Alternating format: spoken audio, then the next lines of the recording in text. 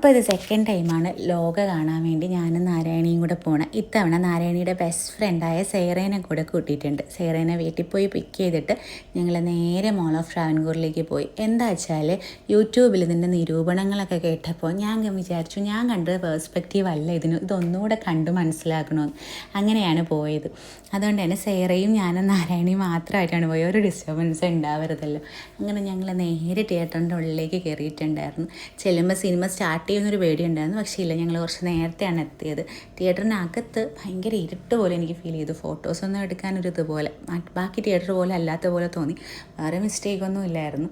പിന്നെ പോപ്കോണൊക്കെ ഭയങ്കര റേറ്റ് ആയതുകൊണ്ട് ഞങ്ങളതൊന്നും മേടിക്കാൻ നിന്നില്ല. അങ്ങനെ എല്ലാ പോയിൻറ്റ്സും ആസ്വദിച്ച് കണ്ട് മനസ്സിലാക്കിയ ശേഷം ഞങ്ങൾ തിയേറ്ററിൽ നിന്ന് ഇറങ്ങിയിട്ടുണ്ടായിരുന്നു. അത് കഴിഞ്ഞ് നമുക്ക് പുറത്ത് പോയി കഴിക്കാമെന്നൊരു ഐഡിയയിലാണ് ഞങ്ങൾ ഇറങ്ങിയത്. അതിന് മുന്നേ കുറച്ച് ഫോട്ടോയും വീഡിയോ ഒക്കെ എടുക്കാമെന്ന് വെച്ചപ്പോൾ ഫ്രെയിമിൽ ആരെയും കിട്ടുന്നുണ്ടായിരുന്നില്ല. പിന്നെ എങ്ങനെയൊക്കെയോ അഡ്ജസ്റ്റ് ചെയ്ത് വീഡിയോസൊക്കെ എടുത്തിട്ട് ഞങ്ങൾ നേരെ പിസ്സ ഹട്ടിലേക്ക് പോയിട്ടുണ്ടായിരുന്നു. അവിടെ ചെന്ന് നിന്നപ്പോൾ എനിക്ക് ചെറിയൊരു പാനിക് അറ്റാക്കൊക്കെ ഉണ്ടായി. പക്ഷേ പിന്നെ ഞാനതങ്ങ് മാനേജ് ചെയ്ത്, കുട്ടികൾക്ക് വിഷമമുണ്ടല്ലോ എന്ന് വിചാരിച്ച്. എനിക്ക് സന്തോഷമുണ്ട് ശരിക്കും പറഞ്ഞാൽ. ഇവരെന്നെ കൂടെ അവരുടെ കൂട്ടത്തിൽ കൂട്ടിയല്ലോ എന്ന്, അവരൊറ്റയ്ക്ക് പോകാനൊരു തീരുമാനം എടുത്തില്ലല്ലോ എന്ന് ആലോചിച്ചപ്പോൾ എനിക്ക് സന്തോഷം തോന്നി കേട്ടോ.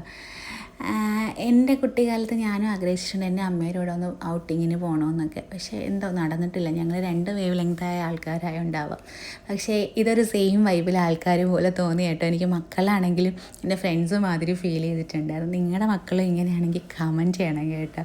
അങ്ങനെ ഞങ്ങൾ പിസ്സയൊക്കെ കഴിച്ചിട്ട് നേരെ മോളെല്ലാം ഒന്ന് കറങ്ങി. സ്റ്റുഡിയോയിലും മാക്സിലും ഒക്കെ കയറിയിട്ടുണ്ടായിരുന്നു.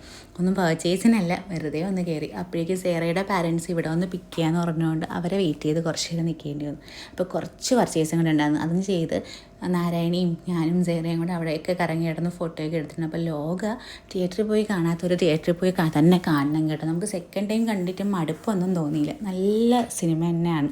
അപ്പോൾ ഞങ്ങൾ ഷോപ്പിങ്ങൊക്കെ കഴിഞ്ഞ് നേരെ വീട്ടിലേക്ക് ഇറങ്ങിയിട്ടുണ്ട്. അപ്പോൾ അടുത്ത വീഡിയോ കാണുന്നവരെ ടാറ്റാ ബൈ ബൈ. ഇഷ്ടപ്പെട്ട ലൈക്ക് ചെയ്യാനും ഷെയർ ചെയ്യാനും സബ്സ്ക്രൈബ് ചെയ്യാനും